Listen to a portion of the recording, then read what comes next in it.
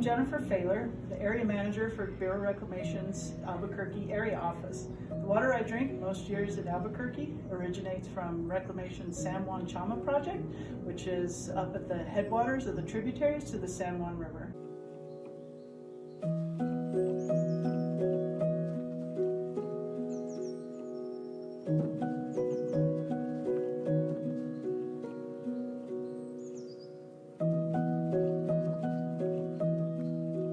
Hi, my name is Emma Kelly and I work for the U.S. Bureau of Reclamation's Albuquerque area office. Today, you can think of me as your virtual tour guide while we explore the San Juan Chama project's headwater basins. We are going to go over the history of the San Juan Chama project, discuss its current functions and water delivery operations, and examine the critical work that is being done by numerous partners in the region to protect its headwater forests. Thanks for joining us today. Let's jump in. Let's start by getting oriented. To get your bearings, here you'll see the city of Albuquerque and the Rio Grande in the light blue. The Rio Chama is in the grayish blue. The San Juan Basin is in the dark blue. Let's dive into the three tributaries that make up the San Juan Chama project. Here you see the Navajo River, on which the Oso diversion sits. This is the largest contributor to the San Juan Chama project of the three basins.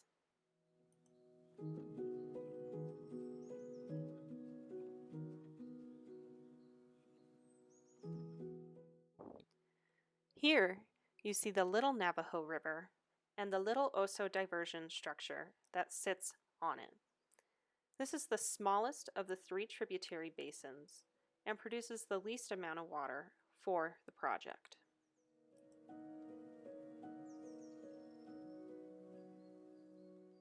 The most northern tributary basin to the San Juan Chama project is the Rio Blanco, which is diverted at the Blanco diversion structure.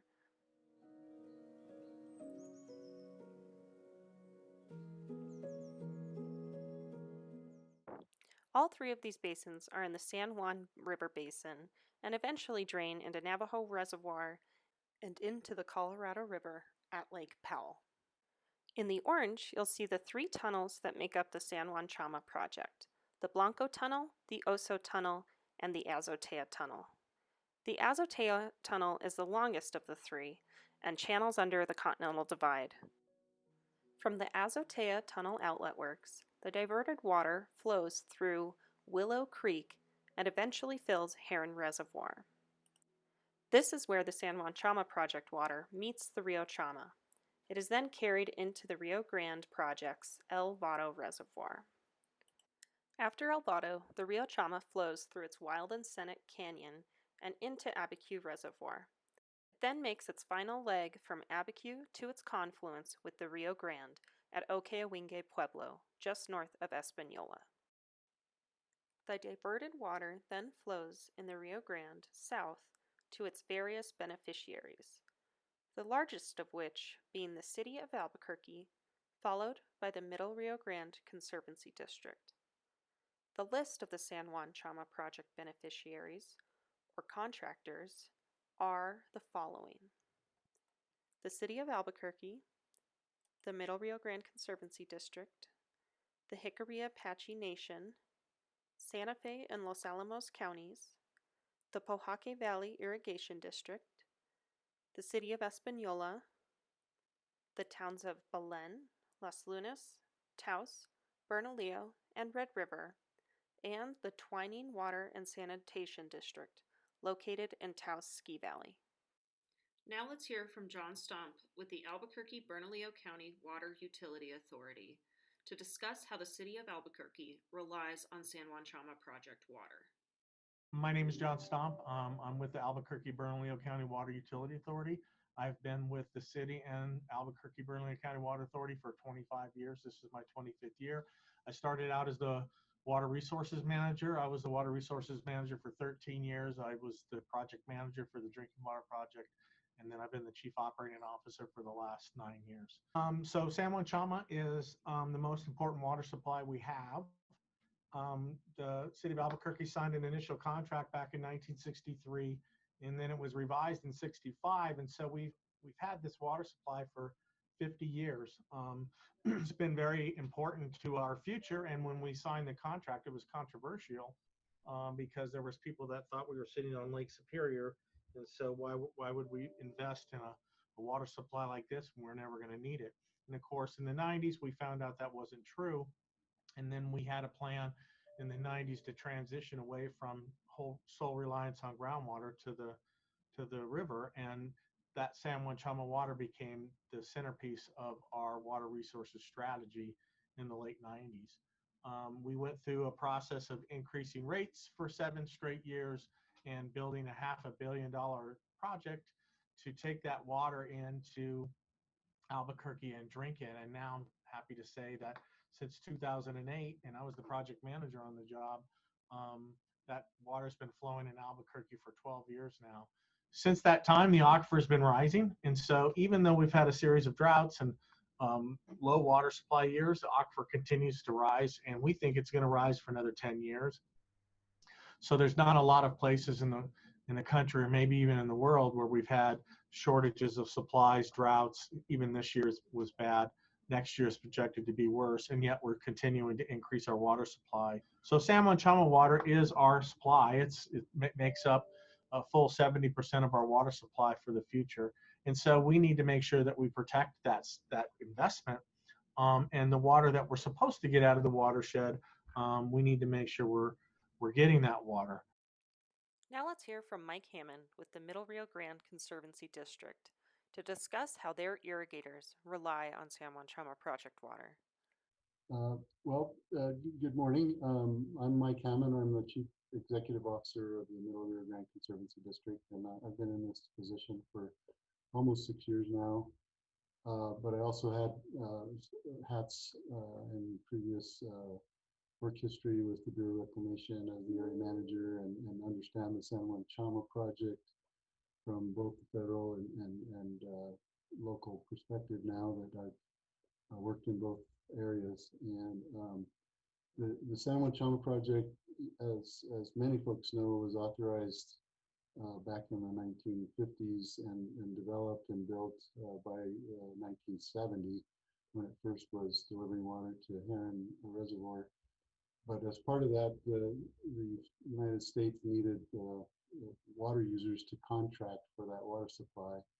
And the two original contractors was ourselves and the city of Albuquerque for two major allocations. And that allocation later became the Albuquerque Bernalillo County Water Utility Authority's allocation of 48,500, I think, and then ours is 20,900 acre feet. So that's the lion's share, roughly 2/3 of the entire San Juan Chama water supply as the original two contractors back in the 70s.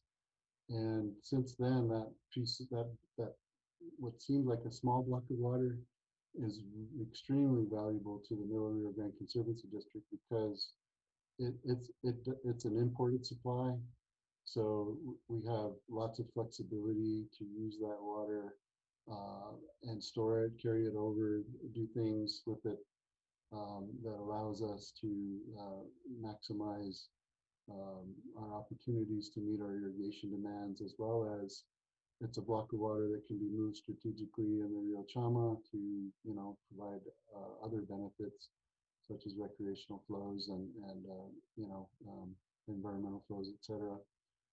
As it moves down through the system.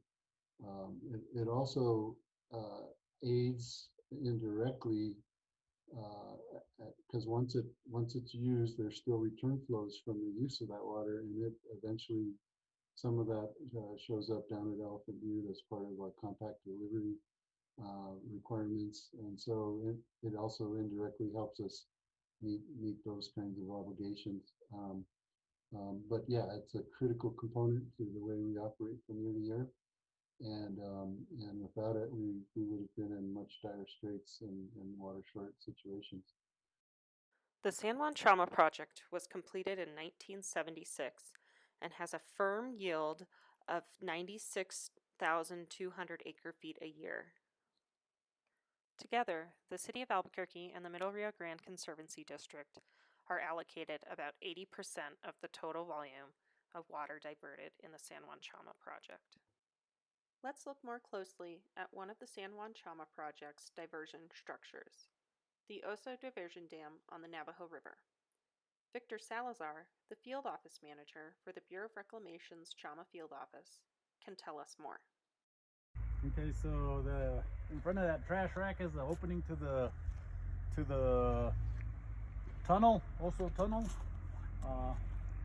There's where we divert our water. The gate to the right of it is the bypass. That's how we manage the water to go downstream. We're mandated to keep X amount of water going downriver throughout the year. So around the February, March time frame, the thaw starts happening, the water starts running. So right at that time, we'll come in and unthaw the bypass gate and make sure that it operates. When the water is enough that we've met the daily requirement and monthly requirement downstream, we'll go ahead and close the gate and start building a reservoir, and then we'll start diverting water. So then the north dam tender will come here every day. He has to check the sites every day. He'll make sure we're doing everything we need to do. He'll remove the trash off of the trash rack. He takes his notes. He reads the gauging station downstream to assure that we're doing what we said we're doing, and takes an account of all the water that's going into the tunnel. He'll do that on all 3 sites. So at the beginning, we just kind of regulate, or we don't even regulate the water. We don't close the dam, the gate. We'll let as much water as we can get. About the May time frame, when the real runoff starts, we'll close the diversion gate a little bit, because maximum flow through the tunnel is 950 CFS. So if also Blanco is putting in 500 CFS, that means that we can only take 450 CFS at this site. And after that, so that's pretty much all summer doing stuff like that. Probably about July, August time frame, the water starts coming down. So we'll open the tunnel and get as much water as we can.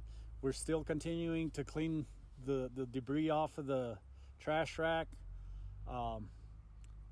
We've been working with the state of Colorado that once the diversion is done, we'll open our tunnel gate at here and at Blanco.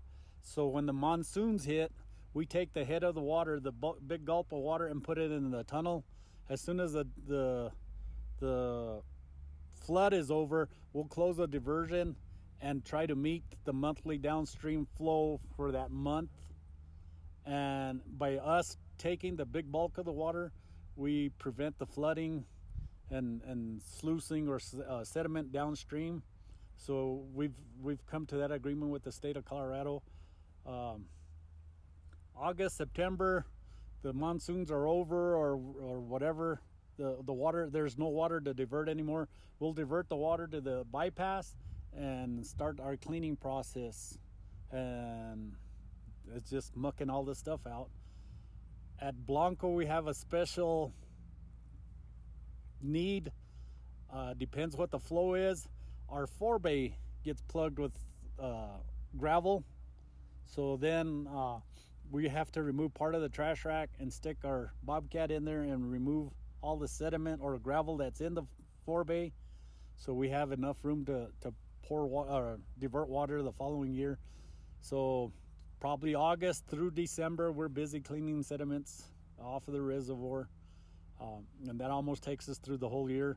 During the winter months, we have somebody clean. And we check the sites at least once a day or once a week here in the winter months. But we do a lot of snow removal and just get ready for the next year's season. So you can see at times you can probably see the level, the amount of sediment that is created here on a good year, a runoff. This year was a short year, small, so we only have 2 to 3 feet of sediment that was deposited this year. We can have up to about 13 feet of sediment in the reservoir that we have to mechanically remove it. I have a crew of 8. We're 9 fully staffed. Out of the 9, 8 are dam tenders and equipment operators, the electronic mechanic, the diesel mechanic. At this time of the year, everybody's an equipment operator. All hands needed to clean this. We're run on a time frame because we didn't try to beat the ice, the freeze. Once it freezes, we can't clean the sediment anymore. The 3 subbasins that contribute to the San Juan Chama project are forested watersheds, and the water supply derived from the project is heavily dependent on snowpack. Due to a multitude of factors, these forests and their subsequent water yield are somewhat vulnerable. Here's Colin Happy from the Nature Conservancy and James Malonis from the Santa Fe National Forest to tell us more. I'm Colin Happy. I work for the Nature Conservancy and the Rio Grande Water Fund. So the greatest threats to the headwaters of the Chama River are catastrophic fires. These are the types of fires that we've seen in California in 2020 and in New Mexico during the Las Conchas fire, where massive catastrophic wildfire burned from the river all the way up to the tops of the mountains. And then the post-fire flooding that followed just decimated that watershed and caused a bunch of ash and sediment to flow down into the stream and into the main channel of the river. And it clogs up our ability to pull that water out and use it to grow crops or use it to use it as a municipal water source. The headwaters of the Chama River, and especially the Navajo and Blanco drainage basins, are critical to the water supply that we're trying to protect. And our forests in New Mexico and southern Colorado are really the water tanks for the communities, for our businesses, and for our way of life. And so all of the work that we do to protect our source water from catastrophic fire, all of that gets returned in the form of clean, cheap water that drives our communities, our agriculture, and our businesses downstream.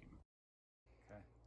Hi, I'm James Malonis. I'm the forest supervisor on the Santa Fe National Forest.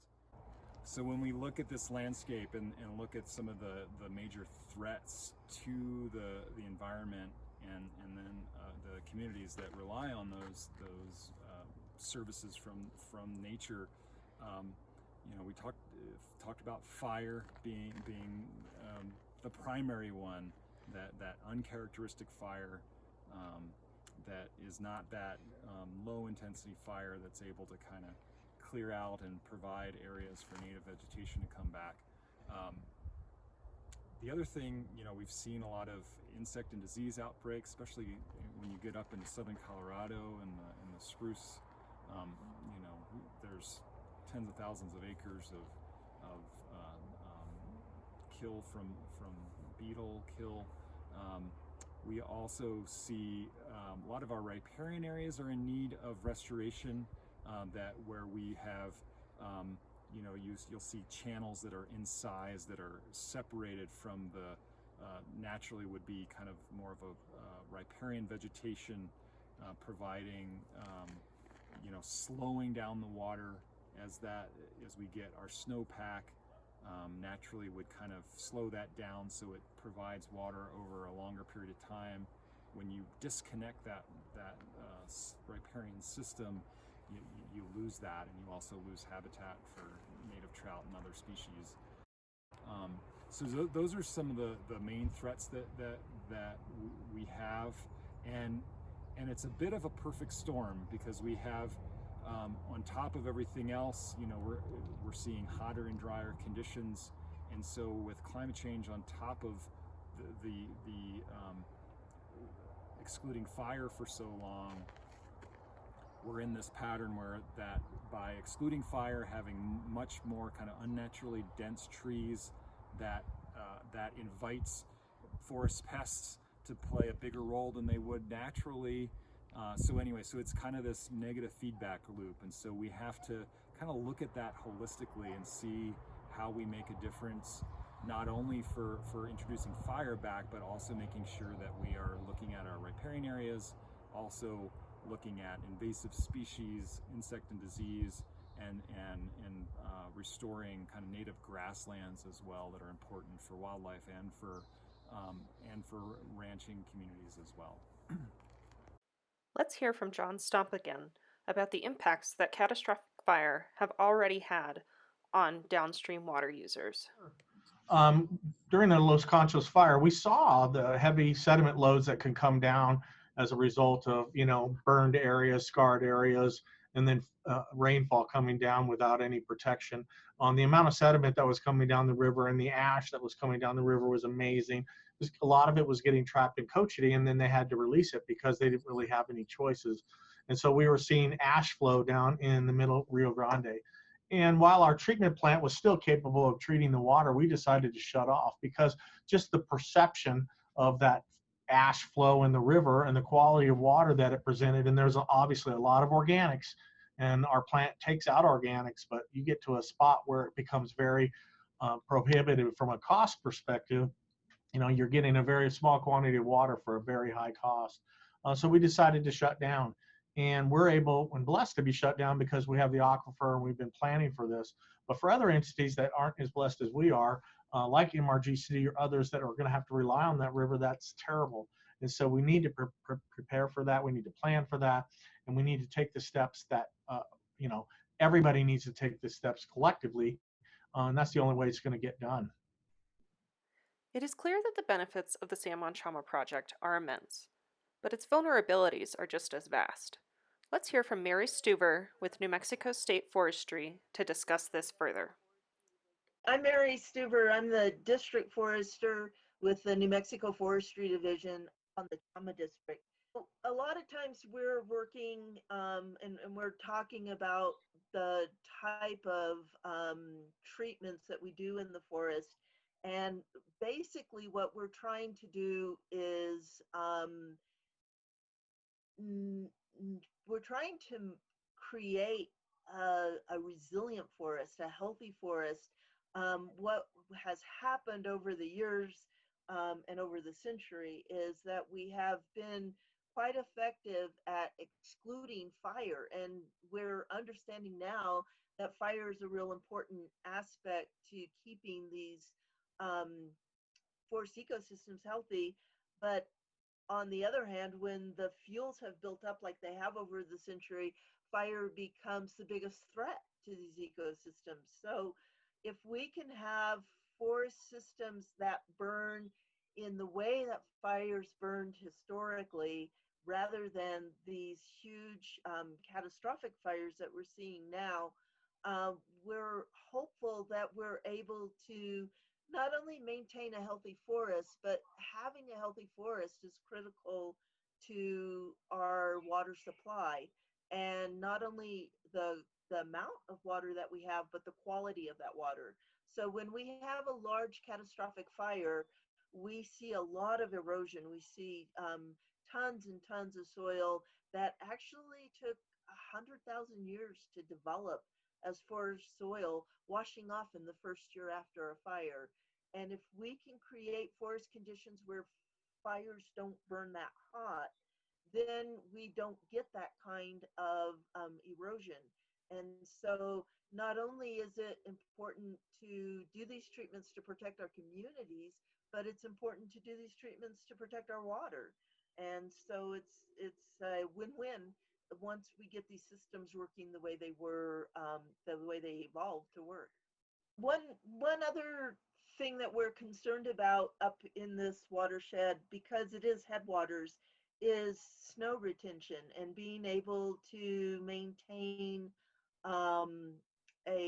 with coming climate change and things like that. It's really important for us to have healthy forest ecosystems that where when it snows, we retain those snowpacks, and they're real critical. And when we see the incredible insect outbreaks and we lose the canopy in the high spruce fir forest, that's impacting our ability to maintain those snowpacks. And so part of our concern across all the various elevation zones is really determining what is the right type of forest management and how do we provide the healthiest conditions to maintain the healthiest forest that will help us maintain that snowpack. So I want to talk a little bit about this legacy of fire exclusion in these frequent fire ecosystems. And the story is pretty similar throughout the West. And really, we know the story by looking at the fire scars that occur in the tree rings through forests. Literally around the world, but here in the West, in our frequent fire ecosystems, we see a lot of these in the ponderosa pine and the Douglas fir. And when a fire first burns a tree, it leaves a triangle shaped scar where the heat was building up, usually on the uphill side of the tree where there's a pile of needles. That burns through the bark, and then as that tree is trying to recover and get bark back around that tree, each time a new fire comes by, it looks at that wound again and it leaves a scar. And so by looking at these scars, what we can determine is that in different ecosystems, we see different kinds of fire regimes. And so in a ponderosa pine stand or a dry mixed conifer stand, we might see that fires occurred and usually these records go back into the 16 and 1700s. And we can count that the fires occurred like at 8 years apart or 15 years apart, or there might be 3 fires 3 years in a row. But it's averaging out to around 6 to 20 years for an area to see fires on a regular basis. Interesting with all of these tree ring studies is that between the 1870s and the 1890s, this record of frequent fires stopped. And so we find very few of these trees. They're still standing, they're still alive, but they haven't recorded a fire since 1890. And so when you start asking, well, what's going on? What's causing this? It almost lines up area by area about where the railroads came in. And what the railroads brought with them is not a bunch of firefighters, but access to markets for livestock. And so because the people who lived in these areas would only raise the livestock that they needed, we never had the kind of grazing that happened once the railroads came in. And then the numbers of the head of sheep and cattle that came into these countries, that they just radically expanded. And so we would see the bill weightings at railroad stations for like 3,000 head of sheep being loaded in a single day onto a rail car. And basically the descriptions from the various chroniclers out in the forest, the survey folks and people's journals, they talked about how there was very little grass. Well, when you think about grass as a firefighter, grass is a fine fuel that helps move fires across landscapes. And without this grass, the fires stopped happening. You can imagine, though, without grass, some other things are happening too. And one of those might be erosion. Or when the erosion appears on the landscape, you start getting a lot of gullies. And we did throughout the West. We had deep gullies in almost every drainage. So humans were kind of smart about things, and that's encouraging for this story, because it figured out that we couldn't have that many head of cattle and sheep and be able to sustain grazing. And so the field of range management and soil conservation really evolved during this time period, and we got our grass back. But about the time that we had grass back and could be supporting fires back out on the landscape, we had already decided that fire was an evil thing, and we were going to be putting them out if we could. And we got really good around World War II with our firefighting, because in World War II, in the war arena, we learned how to use aircraft, and we brought that knowledge back to firefighting. So we could use aircraft to spot fires, get people on them quicker. We could throw firefighters out of the plane with a parachute, and so such we have the smoke jumpers who can get to really hard to reach fires. We could drop things out of fires instead of bombs. We'll drop loads of slurry, which is water with some retardant in it to help the fires be contained. So with the use of aircraft, we were quite a bit better at reducing fire. So we can start blaming those firefighters for this fire exclusion legacy, but not until the mid 1940s. And so as we have seen the results in the meantime, without having fire, all of these tree species that evolved with this frequent fire, they evolved so that their seeds would be quite prolific and that they would generate regularly because their seedlings were typically burned away. And so in order for the species to survive, they would need, many more seedlings than we needed on the landscape. But without fire, all of these seedlings came up. And our forests, you can look through them today and you can see these layers and layers of trees that over the last 120 years have kept coming into our forests. And our forest keeps getting thicker and denser. And then when we get dry periods and we have fires, these fires have a whole ladder of fuels, and it's very easy for the fire to get up into the canopy of the trees and become this mega fire, which is really kind of a new phenomena that we've only seen in the last few decades.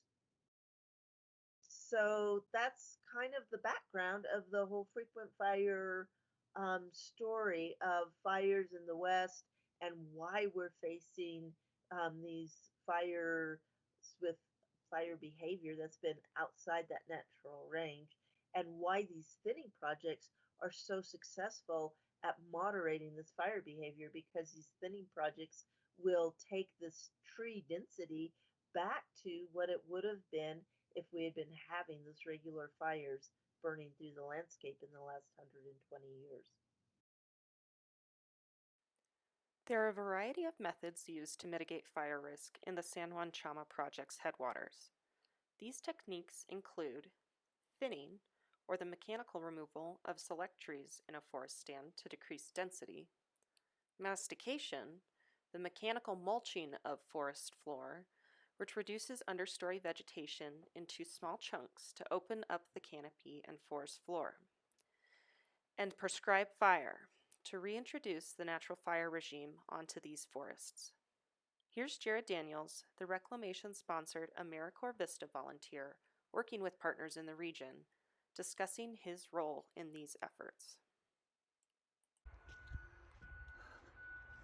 Some of the work I do has allowed me to spend some time on some private ranches in the basins,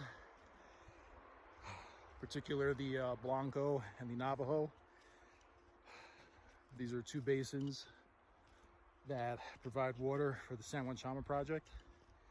And basically, I walk around on the ranches where there was any prescribed land work in terms of timber sales or cutting down trees, masticating, for the purposes of making the watershed overall healthier by making the area less fire prone.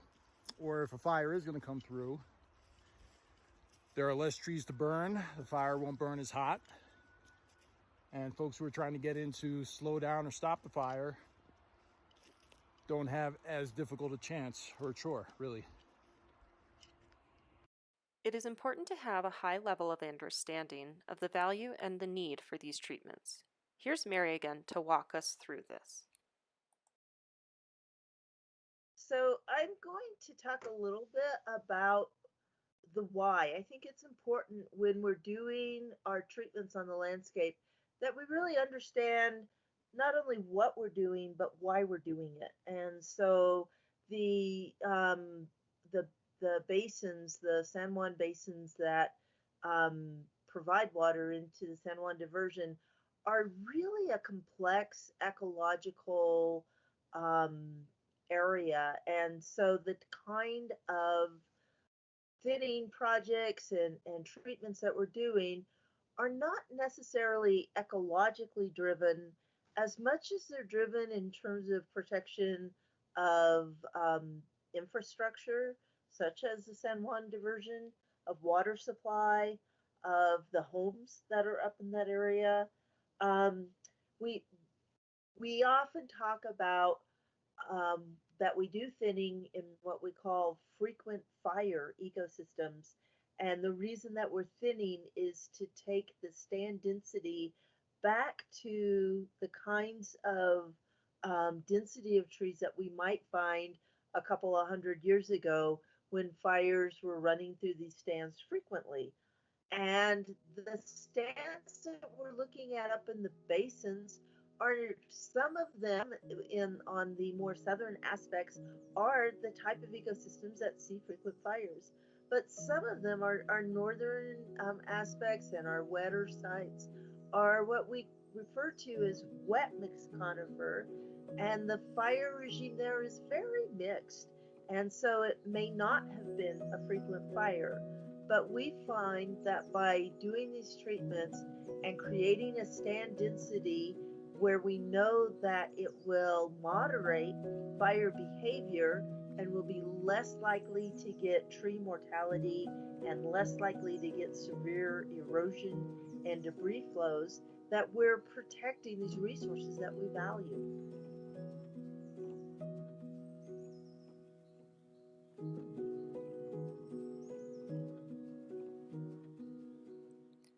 Let's hear from some of our on-the-ground partners that are doing this critical watershed protection work.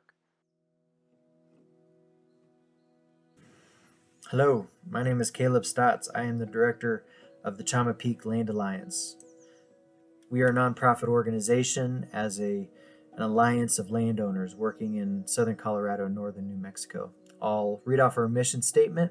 The CPLA is a diverse group of conservation-minded landowners committed to practicing and promoting responsible land, water, and wildlife stewardship in southern Colorado and northern New Mexico for the benefit of our tricultural heritage and for generations to come. Our vision: we envision the watersheds of the San Juan and the Rio Chama as an interconnected system that thrives on cooperative management between private landowners, states, tribes, and federal agencies. Our geography: roughly between Abiquiu and Pagosa Springs, more or less. Our organization formed in 2010 as a group of landowners recognized the need to coordinate more with each other, to get more conservation work happening on the ground, and to coordinate more with other neighbors, all these land management jurisdictions, all of these partners in these really important watersheds. I would say I've only been here for a short time, less than a year, but I would say some of our most impactful work has been the watershed protection work that we're doing. We're doing these ecological resiliency and wildfire mitigation treatments in the Navajo and the Blanco headwaters. We have really focused a lot of attention there in our partnership with the Nature Conservancy and the Rio Grande Water Fund. And landowners understand the importance of this. They know what's at stake. They know the level of risk that we have of severe wildfire. We know it's coming. But when the fire comes, we want to have that fire be a non-catastrophic fire. That's a big goal of a lot of the work that we do. Fortunately, there's a lot of partners who have the same goals. The upcoming videos in this little virtual field trip, we're going to have Tim Harmon talk. He's the manager of a beautiful ranch in the Navajo Basin. He's also the board chair of our organization. And then we're going to switch over to a little virtual field trip. We're gonna fly over the Navajo and the Blanco watersheds. We have a little drone that we put up in the air. We have a forester named Nick Dolacek, and he's going to narrate and essentially go over some of the treatments that we've done in our partnership with the Nature Conservancy. He's going to talk about what we've accomplished, and you'll be able to see for yourself the landscapes where a lot of that water down in Albuquerque originates. So enjoy the ride. What we're looking at is the upper watershed of the Navajo River. And so it comes up the valley, and the headwaters of the Navajo River is just to the north of the valley that you see, and it comes down to the whole valley. So the ranches encompass the entire watershed of that upper Navajo River basin. The Banded Peak Ranches consist of 3 equally sized smaller ranches: the Banded Peak Ranch, Cat's Paw Ranch, and the Navajo Headwaters Ranch. For the last 2 decades, the Banded Peak Ranch's 50,600 acres have been managed for improved wildlife habitat and optimal ecological health. The ranch encompasses the headwaters of the Navajo River and is home to large populations of elk, mule deer, and cutthroat trout. The ranch spans from oak groves, ponderosa forests, and meadows at 8,000 feet, through thousands of acres of aspen to deep, dark timber in the high country, topping out at over 12,000 feet. The ranch holds an abundance of water in springs, ponds, creeks, and the Navajo River. The location, size, and landowner engagement of the Banded Peak Ranches make it an ideal place for watershed restoration treatments. Here is Forester Nick Dolachek to discuss the ongoing efforts that the Chama Peak Land Alliance and Rio Grande Water Fund are undertaking on the ranch and in the San Juan Chama Project region. Everyone, my name is Nick Dolachek. I'm the president of Dolachek Enterprises, Inc., otherwise known as DEI, and we are an impact forestry company that works nationwide. With the Chama Peak Land Alliance and Rio Grande Water Fund, we are helping to build strategy in the Blanco and Navajo basins to have the biggest impact for the dollars we have, tying treatments together, using TNC's fire models and other resources to target the best and most useful parcels we can for thinning, biometrics, prescription writing, GIS, and we are doing all of that for Chama Peak Land Alliance and Rio Grande Water Fund in the hopes that we can have a profound effect for the downstream water constituents of Albuquerque and the other small communities. Now we're going to start to move on to the video part of the presentation with drone overlays for all the physical treatments. This first drone video shows the Navajo River, and it's about halfway up the Navajo Basin where we have been treating. And so essentially this is the middle part of the Navajo Basin, and everything you can see up valley, we've been treating up in that area, particularly on the right side of the screen. Here is an overview of the 2 treatment areas. The Blanco Basin treatments are all of those polygons to the north that we've completed. The Navajo Basin treatments are the ones to the south, and you can see the water transmission line to Heron Lake. Here's another overview showing satellite image of the Blanco Basin to the north and the Navajo Basin to the south. This is the first area of the Navajo Basin we're going to look at. It's the middle and south part of the basin. Green are FY19, orange FY20, red 21, and blue 22 treatment areas. You can see on the far south, those are 2 outlier parcels we've treated as well. There's the Navajo River. This is a riparian restoration we did. The wood on the ground in this treatment was 5 feet thick and deep. A lot of little streams coming through it. You can see the lake to the right. And so essentially this was a cottonwood pine, blue spruce restoration. The far left side of the river there, that thick part of timber, is what we're flying over right now. And again, this was a pine restoration, heavy ground fuels reduction, and really opened up the canopy to crown thinning on this. This treatment was done in FY18 in the southern part of the Navajo. Pine restoration, as you can see, lop and scatter treatment. So crown thinning so fires would not propagate through the grounds, and all the trees were left on the ground. So it was a lop and scatter treatment. This treatment is in the middle part of the Navajo Basin, and it runs 600 vertical feet up the hillside. The stocking levels on this pre-treatment in the seedlings and saplings were 4,000 trees per acre. This unit sits perpendicular to the fire direction, modeled fire direction, so it is a fire break.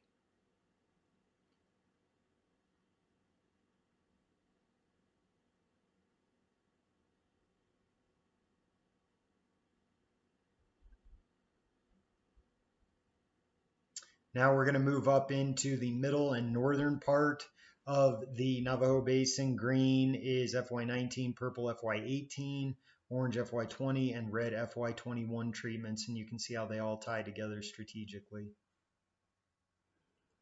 Those treatments represent everything on the right side of the screen on all those benches and rolls all the way up to the steep back slopes. You can see the East Fork of the Navajo down below us, and all of that was treated. Again, the East Fork is right below us, and if you saw there on the bottom left, that's the West Fork of the Navajo River. Again, just giving you spatial awareness of the middle and upper Navajo Basin. Everything below us in FY18 and FY19 was treated via mastication, and there's the rivers. This was treated in FY20, FY21. This again was mastication with a crown thinning and heavy ground fuels reduction. We tied it in the meadow on your right there and the aspen clear cut. There was also an aspen fence that you can see that line there on the right. That was 6 feet deep of stacked aspen wood, so we masticated all of that. There's the East Fork of the Navajo below us, and to the right is all mastication. We completed that in FY19 and FY18. Again, crown thinning, pine restoration with aspen, cottonwood, and clumpy blue spruce left. This treatment also protects structures in the middle Navajo River Basin.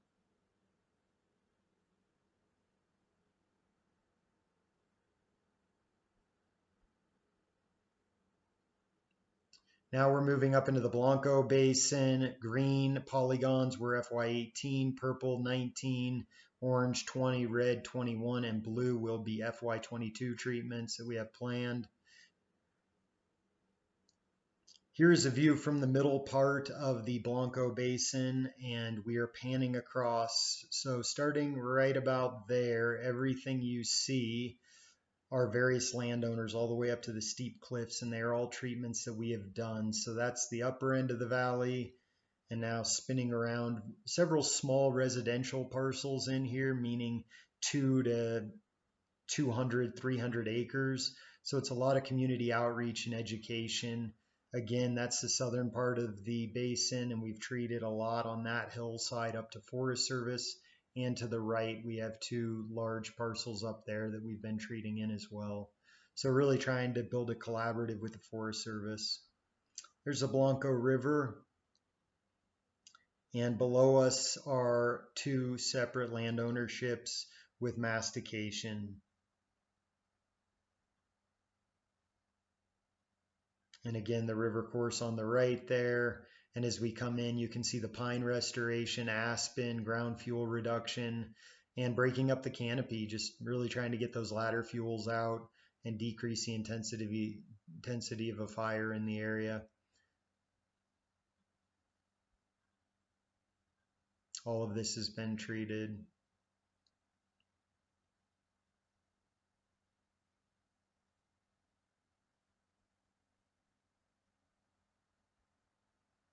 This is up on the southern part of the Blanco Basin. This was a harvest mastication model that we have employed in FY21, and we are going to start using more of to remove heavy crown. So we came in, harvested all the viable wood. There was just a lot of density there. So if we masticated, it would have put too much fuel on the ground, and it would have been cost prohibitive. So we harvested what we could, send it to market to create jobs and create a byproduct, and all the non-viable and non-merchantable wood we masticated to nitrogen fix the soil. There's the Blanco River in front of us. And again, here's an overview of that. On the right's Forest Service, on the left was that harvest unit. We wound up with 35 trees per acre on this with a 20-inch diameter, which is almost perfect for what we're looking for. Caleb will get more into the biometrics later on in the presentation. But that there, the harvest, now ties directly into this on the same parcel. This was a mastication done in FY20. And so you can see on the right, Forest Service, on the left has been masticated. Again, really heavy ground fuels reduction, 2 to 3 feet deep of ground fuels. There's the Blanco River on the right. Here's another small residential parcel that we treated with mastication FY19. Pine restoration, a lot of limber pine on this site, which was unique, and ponderosa pine, clumpy, groupy, spruce retention, crown reductions of the trees, as you can see, and then getting rid of all those ladder fuels. What is right in front of us, you can see untreated, really steep hill slope, all there in front of us. And then in the bottom right of your screen, you can see where we've masticated and where we've also employed some of the harvest mastication technique. Again, you can see how much thinner that is. This was a relatively steep site. On the bottom left, you can see our active operations with log trucks there and skidders and a large excavator with a thumb getting ready to load log trucks on their way out. So we are trying to use product and sustainably create jobs and create something with the wood while really maximizing our cost effectiveness with these treatments. So instead of just masticating, we're trying to offset some of that cost with viable wood. Here's some of our accomplishments for the last 5-year funding cycle, FY18, 19, 20, 21, and what we have planned for 22. As you can see, we're roughly treating 150 acres a year. Most of that's been mastication, but when we find new areas with really thick wood, we intend to harvest and masticate to drive our costs down into the future. Thank you so much for giving us the time and opportunity to do these treatments and hopefully help play a small part in protecting the Navajo and Blanco basins and the downstream constituents' water. Hey everybody, this is Caleb again. Thanks a bunch to Nick and the forestry crew for putting that really nice little field trip together. So that's an example of qualitative drone monitoring where we're capturing video and we're capturing photos to help see what's going on the ground. But what if we want to measure things? What if we want to do quantitative monitoring? Well, we are working on that, and I'm going to bomb through this presentation real quickly and talk about some of the tools that we have with this new drone technology. So we can create these 3D forest models, we can create point clouds of spatial data, we can create orthomosaic maps with multispectral data, and we can use all of these in a monitoring program. Here is an example flight plan.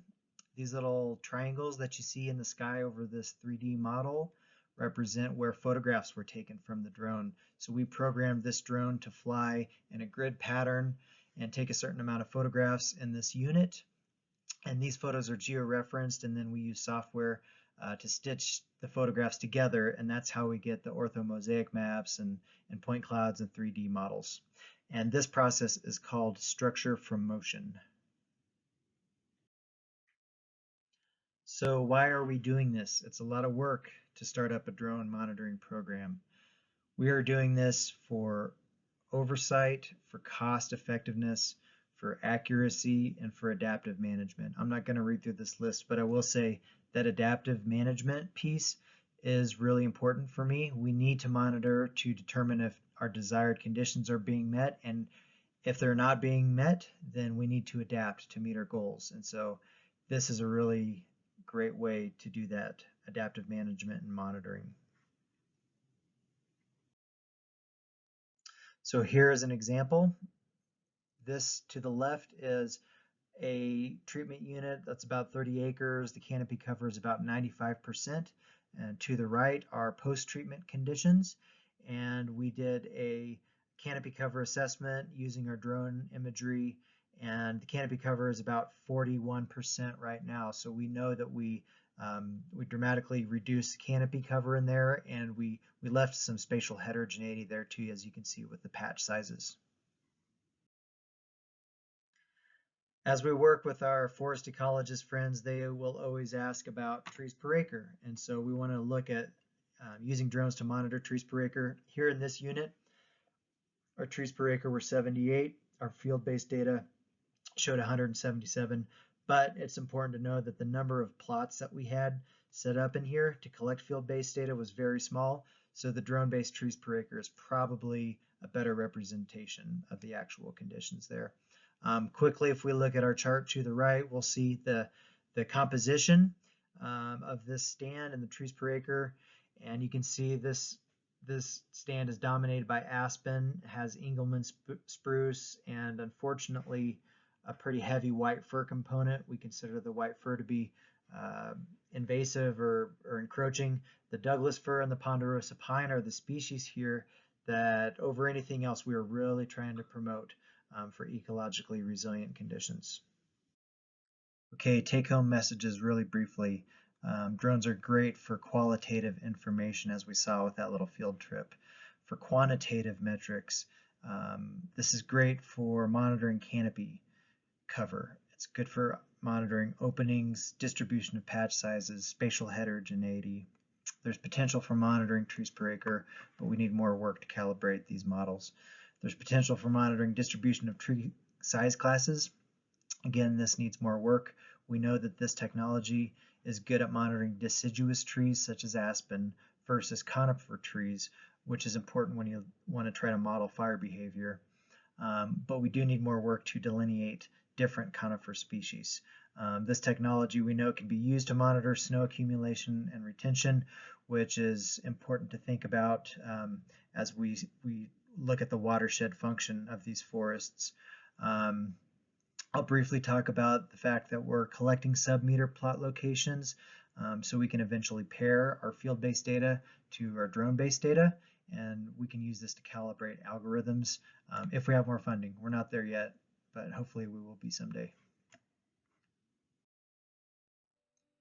And that's my presentation. Thanks everybody for tuning in, and big thanks to the team, the Rio Grande Water Fund, the Nature Conservancy, Dolacek Enterprises, that's Nick Dolacek who was narrating that last video, and BOR and the AmeriCorps Vista program.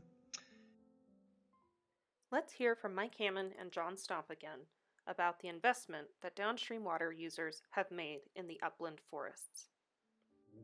We recently signed up, it's been about 3 years now that we've been contributing to the Rio Grande Water Fund to assist in the restoration of both private and forest-related watersheds that are up above the diversion of the San Juan Chama project, because it became infinitely clear after some serious fires in the Santa Fe and Cochiti watersheds that some kind of catastrophic fire up in those upper watersheds above the diversions would be very difficult to deal with, and perhaps devastating in terms of being able to actually deal with the severe sediment runoff and burn scar issues up there.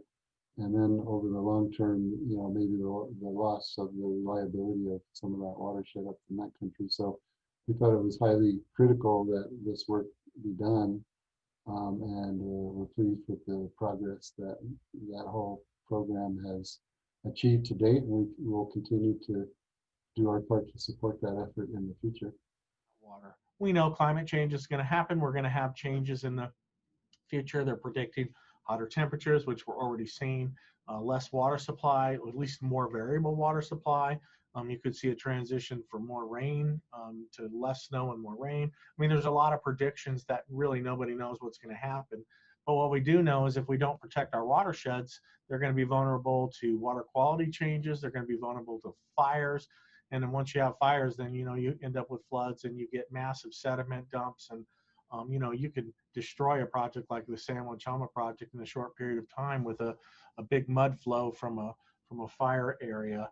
And so we've been investing in clearing the watershed for the San Juan Chama project and the Rio Grande now for 4 years. Our investment was a contract for 5 years, totaling $1 million.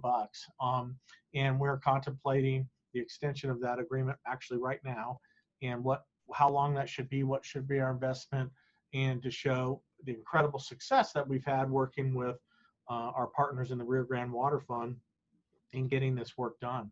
So watershed restoration is pivotal for the future to make sure that we get the supply that we deserve and that San Juan Chama continues to operate.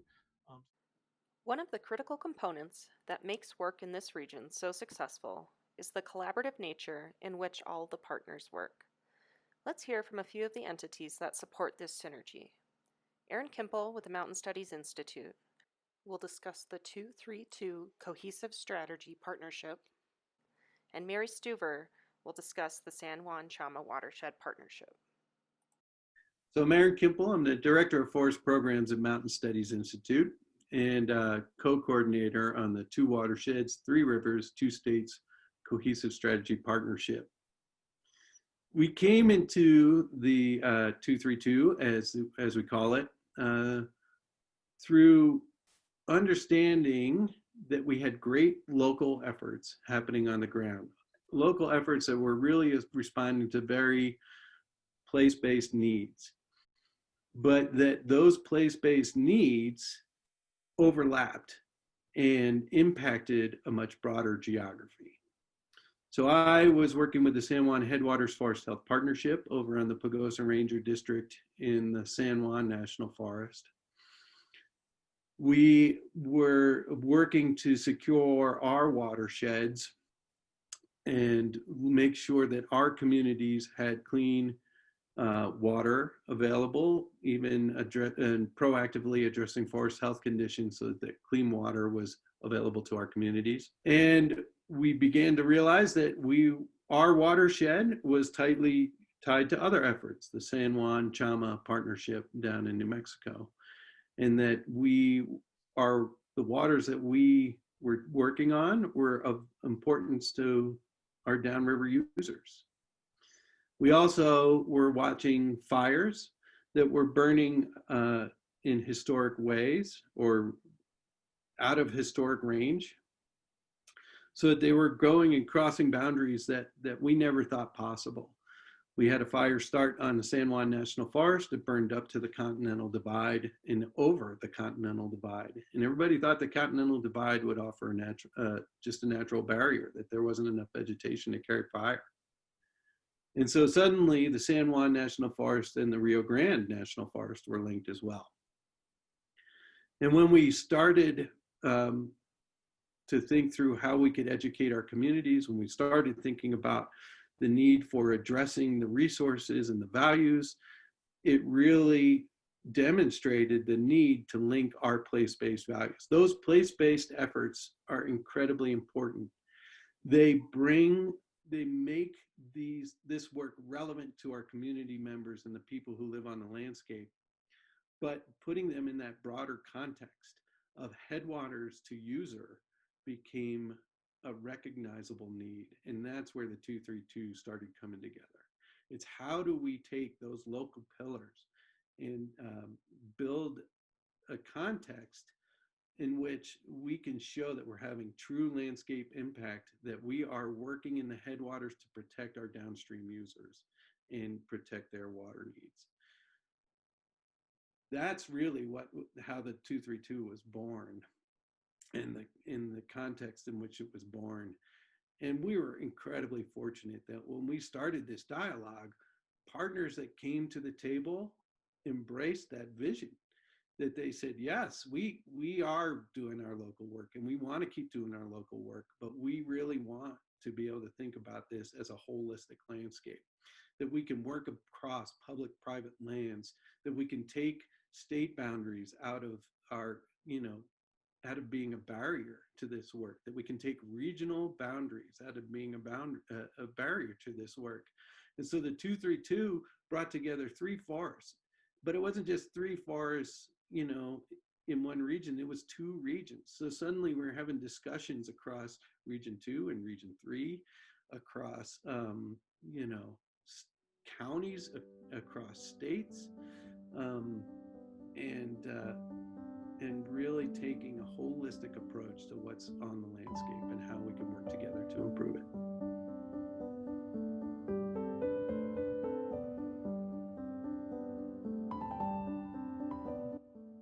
The San Juan Chama Watershed Partnership, which is an organization of anybody who's interested in the health of the Rio Chama watershed. And so we've been working with projects up in the Navajo, Little Navajo, Blanco basins, We also have projects working around the Brazos community and along Highway 64, which is real important for protecting the Brazos community. So it's really exciting to be working in this watershed. It's a big watershed. We have work down in the Coyote, Gallina area, which is another important piece of the watershed. And we're working up around with the Jicarilla Reservation with tribal work there. So there's just a lot happening. The headwaters of the Chama River are super important to the community of Chama. And so by focusing our efforts and identifying priority areas where we can get the biggest bang for our buck, and then pulling together all of our partners, be federal agencies, state agencies, local government, as well as the landowners and concerned individuals. I'm real excited to be working with the San Juan Chama Watershed Partnership. We're excited to be a part of the bigger landscape, the 232. But I think it's important that we all work at the various scales to focus on getting things accomplished on the ground.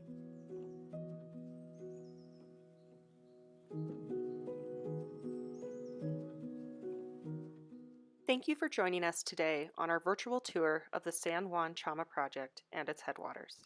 We hope you have gained an appreciation of how critical these basins are and how hard our partners are working on vital protection efforts.